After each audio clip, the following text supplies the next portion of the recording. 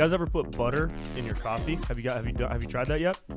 It's pretty good. You put butter in it, and then you put it in the blender, and it whips it up into like a creaminess. All right, welcome to episode 73.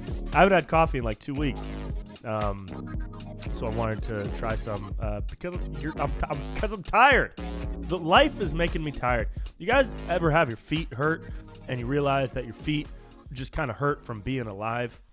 You ever realize that? You ever have your feet just kind of sore one day and you're like, oh man, my feet hurt. Why do my feet hurt? And then you're like, oh, it's because I've been alive for a bunch of years. You know what? You're just like, oh man, why do my feet? Oh, it's because I've been experiencing existence for a couple of years.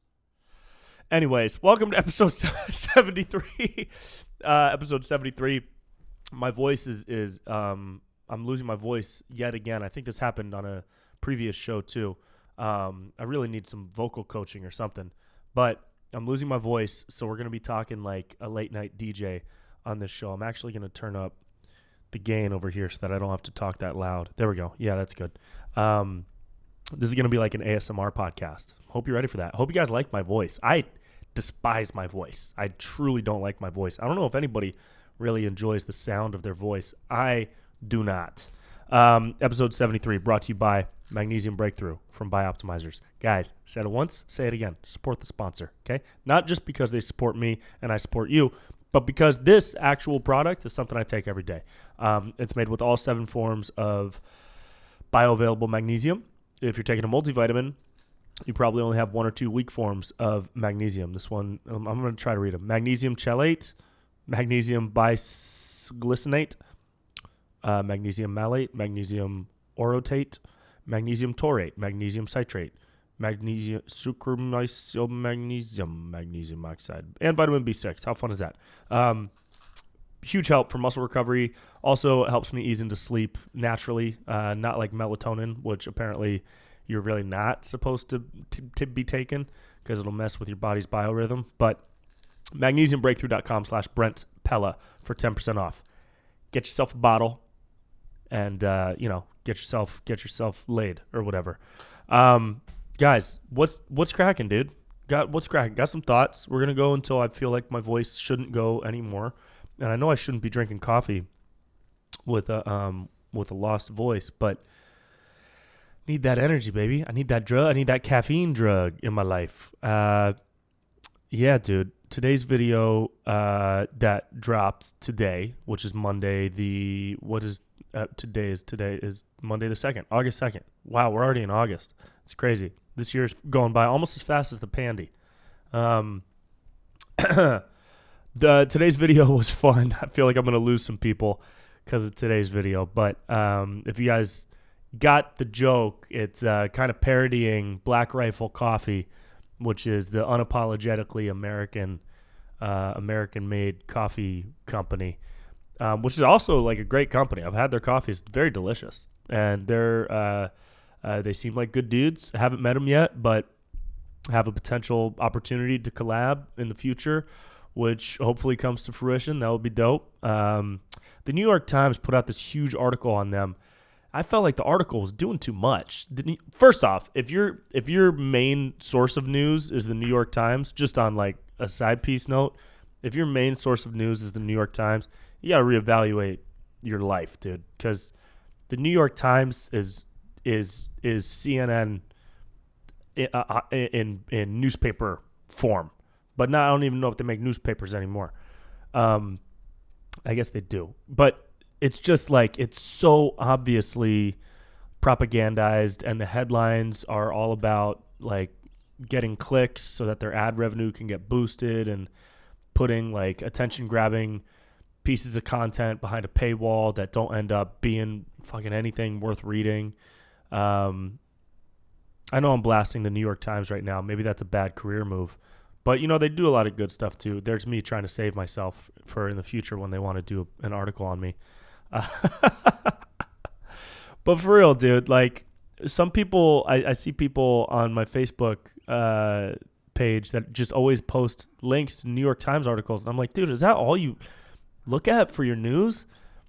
Like, you can't only trust one or two or even three mainstream media sources. Like, by now, everybody should know that mainstream media is garbage and is all in it for the money. It doesn't matter if it's CNN, Fox, MSNBC, fucking Newsmax, OAN, New York Times, Washington Post, or whatever that one was.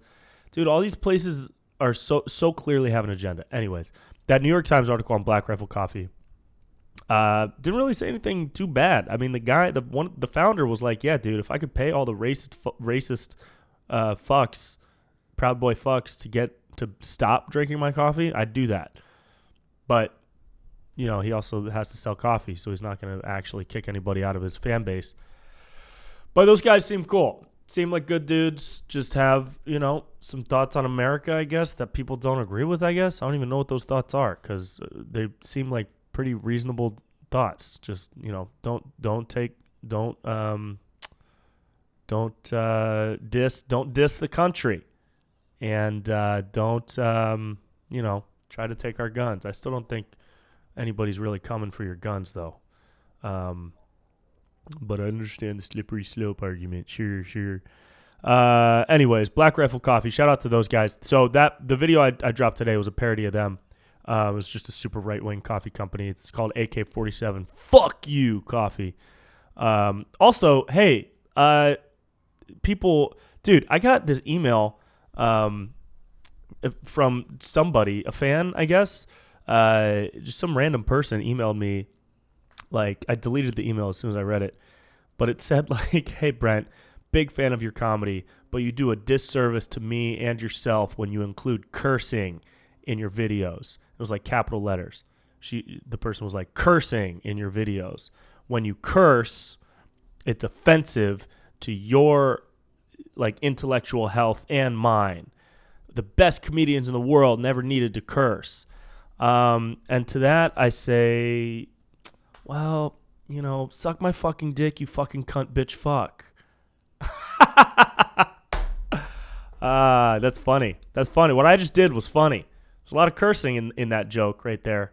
So, you know, sorry to any y'all God-fearing, no cursing people, but curse words to me, when used properly, are funny and pack a punch that a regular word cannot pack. Which is why in today's video, AK-47, fuck you, Coffee Co.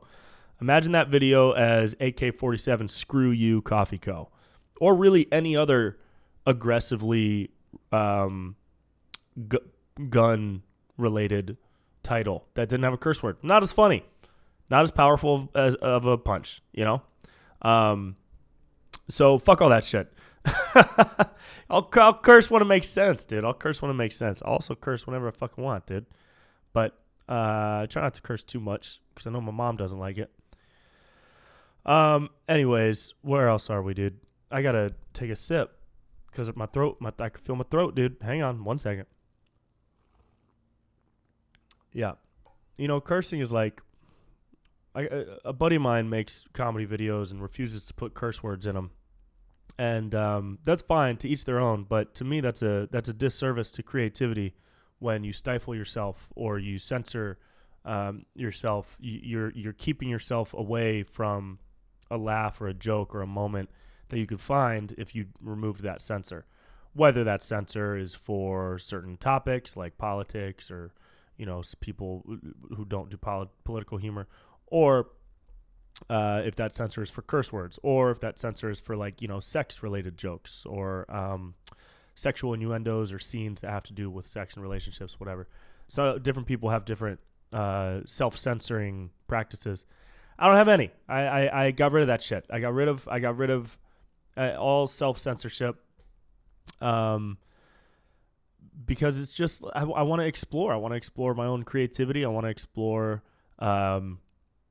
what I can and can't make funny, and what types of messages I can and can't portray in different ways. So if I had the self-censoring rule of no cursing and everything I did was PG-13, just wouldn't be as funny. This is just a belief of mine. Anybody who self-censors in any way, shape, or form isn't allowing themselves to reach their ultimate potential. And I'm talking about comedy. but it's all good. Dude, okay. Here's I'll get there in a minute. I don't want to talk about that yet. Well, I do. All right, here we go. We'll talk about it. Bro, I went to Las Vegas last weekend with two of my best friends from home. We went strictly to party. It was a great time. We had a wonderful time. We saw Cascade, and now one of my best friends from home is Cascade's #1 fan, which is hilarious because if you met him, you wouldn't think he's a Cascade fan. But I was in a cab on the way back to the hotel, and it was just me and the cab driver, and Vegas doesn't have any mask requirements. Even in taxis, they just say it's recommended, whatever. But nobody's wearing them. Even taxi drivers weren't wearing them. And I got into this guy's cab, and he turns around, he's wearing a mask, and he hands me a mask. And I was like, oh, no, actually, it's recommended in Vegas. I saw that it's recommended, so I'm actually good, but thank you. And he was like, no, in my cab, you have to wear one. And he was like aggressive about it. And dude, I was a little tipsy. It was like 4 a.m. Okay. I was fresh out of the club. All right. And I got into this argument with the guy because he was a dick, first and foremost. Like if he had said, well, actually, I would really appreciate if you wear it. We're just 5 minutes away. Could you please put this on? I probably would have put it on because I was tired. I just wanted to go home. I would have put it on. I would have had no problem. But instead, he came at me like, no, you have to put it on because I don't want to catch anything from you. He was saying that type of shit, like right off the jump. And so I said, sir, are you vaccinated? And he was like, yes. And I said, well, then what are you worried about? Right? And he was like, well, I can still catch it from you and I can give it to somebody else. And so I was like, well, then why are you mad at me and not the people who created the vaccine that isn't giving you any protection? And we got into a conversation, and he ended up like getting kind of embarrassed, and I felt bad because I came at him hot because he came at me hot, and I fucking hate talking about this shit, dude. This shit's over, man. All the numbers are 90% down or more, especially in California. And I'm talking about the U.S. Last I checked was like a week ago. Like it's just talking about this still is infuriating. It's so crazy. Because I told this guy, I was like, dude, if you're vaccinated and I'm vaccinated, let's say we're both vaccinated, would we have to wear masks still? And he was like, yes, definitely, of course. And I was like, why? And he said, well, we have to protect the people who are vulnerable. And I was like, okay, so by that logic, we should wear masks forever. And he was quiet. And I was like, no, tell me, do you want to wear a mask forever? I don't have a problem. Dude, I've never been an anti-mask person, except now I'm starting to fucking feel like it because it's just not making sense. But I'm not going to walk into Whole Foods without a mask and start a riot. I'm going to wear a mask to go get groceries. You want me to wear a mask at the restaurant to walk 10 feet and then sit down around 50 other unmasked people just because I'm at the table and COVID doesn't get you if you're sitting in your chair? I'll do that. Sure. Hey, where's the fucking science on that? Non-existent. But he's being a conspiracy theorist. Now he's a conspiracy theorist. That's how easy it is to write somebody off on the shit. Because nobody actually has a conversation. And when you do, you realize very quickly where the logic resides. Because that's what happened in this conversation. I said, yo, man, I am all for protecting the vulnerable, right? But not at the expense of the entire world's operation. I'm not going to, and that's the thing, that's the part of the conversation that people are scared to have, right? Because as soon as you say something like that, it makes you seem like you have zero empathy for people who are maybe immunocompromised and can't get the vaccine, but still want to live their life, right? But does that mean that for that very small percent of people, everybody else should wear a mask 100% of the time, always and forever? In public spaces, I'm talking about specifically restaurants, airplanes, the mall, grocery stores. So I would argue no, right? Because we've left the era of social responsibility and are now in an era of individual responsibility. But as soon as you say that, it seems like you have no empathy for people who are maybe compromised a little bit. But I do. Of course, dude. There's people in my life very close to me who are immunocompromised. And I don't want them to catch the shit. Of course not. It's obviously worse than the flu. It's obviously more contagious. It obviously has worse symptoms and kills at a higher rate. That's all science. What else is science? Is that the vaccine has been out for 6 months and it has a high 99 point whatever % chance of protecting you from any symptoms or death, right? From severe symptoms or death, right? And so I disagree wholeheartedly that we should be wearing masks in all public spaces forever just to protect a very small percentage of people. Instead, I would argue that we need to put more effort into other ways to protect those people because the fucking mask is not the trophy. The mask is not on the pedestal of the thing that's going to solve everything. Wearing a mask at the airport ain't going to fix everything, dude. It's just not. So why are we not? Well, also, and then the other part of this, of course, is that they still refuse to share demographics of people that are testing positive and the rates of asymptomatic positive tests. People who test positive that are asymptomatic, right? We have no idea. We don't know. All we know is, there's a huge new spread in Massachusetts. Oh, no, a huge new spread after this big event. Huge new cases exploding all across Delaware or whatever the fuck. But what they don't say is who? The demographic. Give me the demographic of people and give me the asymptomatic numbers, okay? Because when you test, and hang on, fucking people who want to argue with me, when you get the COVID test, you put whether or not you've had symptoms, right? So all the people who put no or mild and then test positive should be followed up with for like 2 weeks after that by whoever the testing center is. I don't know if they have the manpower or what, but again, that's the place where resources need to go so that we can actually have some scientific data. Because if we follow up with those people who are asymptomatic or mild symptoms, they test positive, they get followed up with every 2 days for 2 weeks, and maybe they're still asymptomatic or still have mild symptoms, and then they test again and they're negative, right? Well, then what percentage of the population is that? Because if we knew that, maybe fucking, Chad and Karen on Twitter wouldn't be yelling at people to wear a mask at Whole Foods as much and wouldn't be screaming about the terrible Delta variant.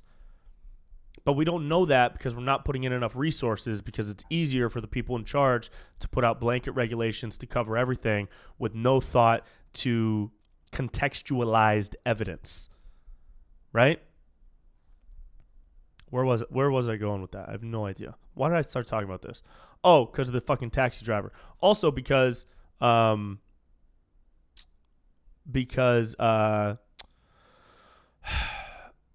posted a couple of Instagram stories a few days ago.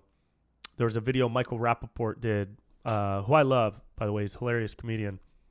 He was talking about how now so many vaccinated people are testing positive for COVID, and that's making us shut down again. And there's an argument out there, that's like, the vaccinated people wouldn't be testing positive if everybody was vaccinated. How do you know that? There's zero science for that. Okay? Vaccinated people can spread it. Unvaccinated people can spread it. All right?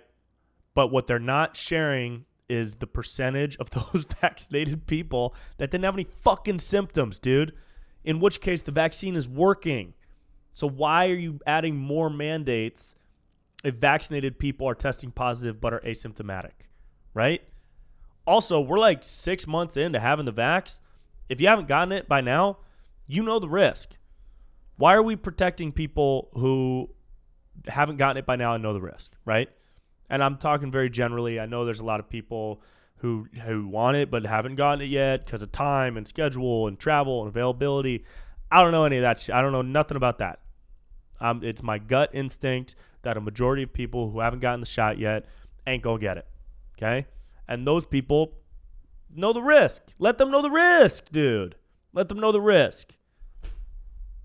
I posted a couple of Instagram stories about this a few days ago. One was a screenshot of a Tim Dillon tweet saying the CDC now recommends that even that people should continue to get the vaccine even if they are already getting the vaccine. Keep the shot in your arm.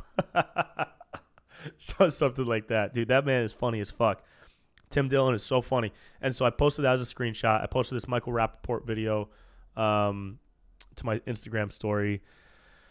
And the amount of views on the Instagram story were 3 times more than what I usually get on an Instagram story. Now, this has happened before when I post something about COVID. The views on the story are way more. And if you're on Instagram, if you're not on Instagram, what happens is there's little circles on top of the screen to let you know that somebody has posted a story. But you don't know what they've posted yet. You just know that, oh, Brent Pella posted a story. And you can either click on it or not. And what they do based on the algorithm, based on who you watch, is they'll bump people to the top left part of your screen based on how often you interact with their content, right? So if you interact with my content a lot, then you're going to see my little story circle pop up toward the front. If you don't interact with my content a lot, then my story bubble, you're going to have to swipe to find it, and no one really swipes through stories. So I have a theory, right? That whenever you post COVID shit to your Instagram story, the algorithm clocks it because they put that little, like, for more information about COVID-19, swipe up. They put that little bubble on it. But the algorithm can clock when you're posting something to your story about COVID, so they automatically shift you to the front of everybody's fucking page. And that is weird to me. If true, very weird. And it's happened twice now where I've posted a couple stories about COVID and gotten triple the amount of views that I usually get on a story. And I think it's because the algorithm is favoring shit about COVID, which I don't like because it's keeping the shit in the conversation. It wants us to be talking and talking and talking. And all these social media companies know that all the hot conversations and the fucking riffs and the arguments online are about COVID and the vaccine. And so they're controlling the conversation simply by keeping the conversation going and facilitating the conversation. And it's causing a really, like, a mental unwell, just a general sense of unwellness is what I can feel with people. And it's translating into real life because a buddy of mine was shooting with us. He was going to come shoot a video with us the other day. And he called me and he was like, hey, man, have you been tested recently? And I said, no. What? And he was like, yeah, I mean, I'm vaccinated, but I just was wondering because, like, you know, we're going to be shooting together and, like, I know you've been out of town recently. I was like, dude, you're vaccinated? What the fuck? Bro, and I'm not anti-vax. I'll get the shit. If needed, whatever. You know, I'm not going to not go to Italy ever again. But right now it hasn't made sense. Or maybe I won't. Maybe I will, maybe I won't. How about that? We'll leave you on a fucking cliffhanger. Huh? People in the future watching this, trying to decide whether or not to hire me. How about that? Maybe I will. Maybe I won't. Oh, maybe I would get it. Maybe I'll never get it. Ooh, how do you feel about that, fucking intern? Scrubbing through my podcast episodes, trying to decide whether or not the movie studio should give me $20 million to make a movie. How about that? Huh? How's that make you feel? A little uncomfortable, huh? But you're laughing a little bit, but you're also like, shit, should I show this to my boss? Haha. So he said that, and I was like, dude, drop it. Literally fucking drop it, dude. Because what's happening on social media is they're pouring this shit into our minds, and then we're regurgitating it back in real life, and people's entire identity is becoming COVID. And there's an argument to be made that part of my identity has become the shit because I'm dedicating almost this entire episode to talking about it, and that's true. But at least I'm trying to work through these thoughts instead of automatically aligning my sensibilities with what one side of the argument has to say without looking at the other. I'm trying to actively think the shit through and see what lands logically and see what's based in science and reason, not what's based in emotion and general blanket mandates that make a leader look good. Does that make sense? So just don't make the shit your identity, dude. That's my best advice. Quit asking people if they've been vaxxed. Quit fucking asking people if they've been tested. You know what I mean? Stop telling people to pull their mask up above their nose. Don't make it your identity. It's inhuman to make the shit your identity. It's as inhuman as, and wearing a mask is honestly inhuman. It just is. Again, I'll wear it to the store. I get the science behind how it protects against shit. I understand that shit. But if you're going to sit there and tell me that you're comfortable wearing a mask forever, and back in 2019 you had never worn a mask before, you've been conditioned. 100%. You've been conditioned into the belief that wearing a mask is a natural, normal part of life now. And it's just not. Because what is it, like 80%, 90% of communication is physical? Your facial expression. I feel like I'm talking to a robot every time I talk to somebody in a mask. I don't know who this person is. Do they have lips? Do you have lips? I can't tell. It's inhuman. I'm not going to shame you. You want to wear a mask forever, dude? Go for it. I'm not going to shame you. I'm not going to roll down my window and yell at you if you're walking your dog down the street in the middle of broad daylight with no one around. You're wearing a mask like a fucking idiot. I'm not going to call you a fucking idiot. Although what you're doing is clearly against science. I'm not going to call you an idiot, though. I'm going to let you do you. And I'm going to respect your choice to wear a mask forever. And that's fine. But I'm going to say right now on the Brent Pella Show podcast to my 37 and a half listeners, that is just naturally it's not human. It's not natural, dude. It's just not. And I just hope that we get some semblance of reality back sooner rather than later. That's what I hope. What else, dude? Oh, man. Where are we at? How long did that take? Oh, Jesus. All right. Hang on.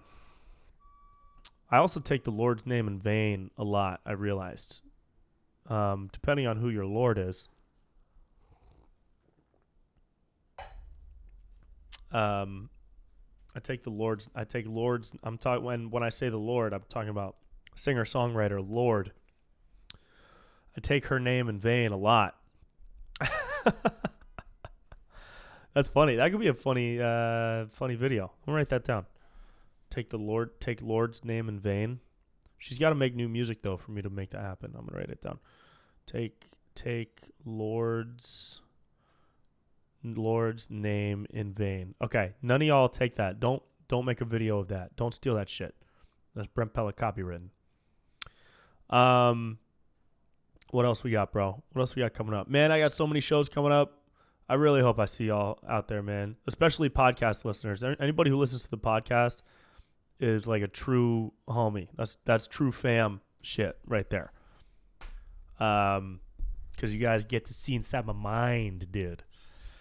See inside my mind. So if you come to a show, tell me you listen to the podcast and we'll fucking hug it out. Because you guys have been on this ride with me, at least for one episode, which would be this episode. I am in New York. Fuck, man. Come to these shows. New York. I'm headlining on Sunday, August 8th at Old Man Hustle in Brooklyn, New York at 8 o'clock. Old Man Hustle, Brooklyn, New York. Old Man Hustle is the venue.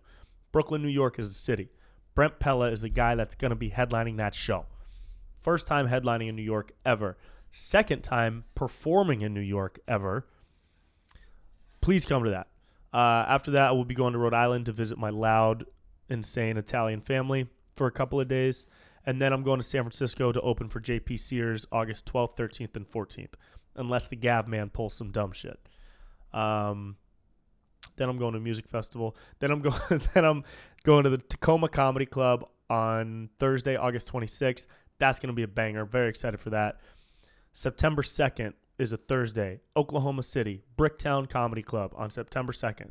Thursday, September 2nd, Oklahoma City. Followed by the 3rd and the 4th of September at Skyline Comedy Club in Appleton, Wisconsin. And then Sacramento, baby. Wednesday, September 8th at the Punchline in Sacramento. Come to that. That's going to be fire. I'm trying to make some new merch for that too, which will be fun. Man, I'm excited for that. And come, dude, these one-nighter shows like this random Thursday, random Sunday, random Wednesday. I got another Sunday, September 12th at Cobb's in San Francisco. I'm headlining that. Come to that. And tell all your friends and family. Here's the thing. I've said this before. I'll say it again. These one-night shows are so important because if I can show, not only that I'm good, but I'm not worried about doing good. I'll be fine. But I want to show that I can get people to the venue, that I have people who support, and I can show the booker and the owner and the manager that I can do that, and have them say like, oh, this guy is like, oh, okay, people actually like him. Let's bring him back for a full weekend. That's the goal. And that's the part where y'all come in, okay? The part where I come in is I make 100 videos a year for free, and I eat hard-boiled eggs 5 nights a week because I can't afford good dinner because I'm working on my craft. And then the part where you come in is you watch all that shit for free, and then you come see a show and buy a ticket and come in, and then boom, once that shit happens and those two things unite, we all rise together. You understand? So come see a show, dude. BrentPella.com/shows for tickets and new shows being added all the time. And that's it, man. If you guys need a break from reality for a bit, I highly recommend going back and watching all of the Between Two Ferns episodes on YouTube with Zach Galifianakis. Some of the funniest content and most hilarious delivery of any jokes or